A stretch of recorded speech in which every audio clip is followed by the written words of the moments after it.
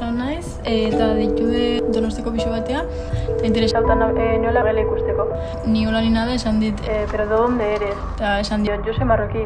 Esan dit, entonces no me interesa, ten mucha suerte. Y me ha colgado, sin explicación ninguna.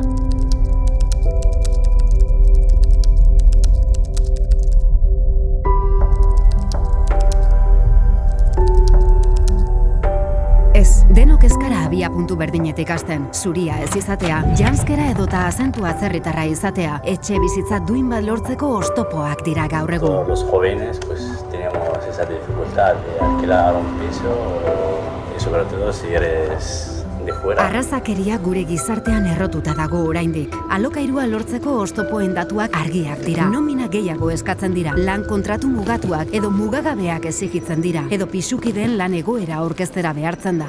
Ez da diskriminazio mota bakarra noski, sexu orientazioa, desgaitasunak, generoa, seme-alaben presentzia, erlijioa eta klase diskriminazioa ikusteko ez dugu urruti joan behar. Egoera honetan errolden merkatu paralelo eta ilegal bat sortu da, errolden salerosketa.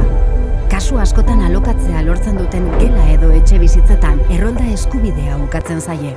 5 meses y todavía no ha solucionado el problema del padrón. Ha vendido los padrones a otra gente con dinero. Es lo que creo. Errolda eskubidea, Euskadin bizi den pertsona guztien eskubidea da. Osasungintza eta hezkuntzarako oinarrizko sarbidea, erregulatzeko lehen pausua. Etxe bizitza eskubidea betetzen alda? Denontzat abiapuntu berdina dagoela pentsatzen jarraitzen duzu?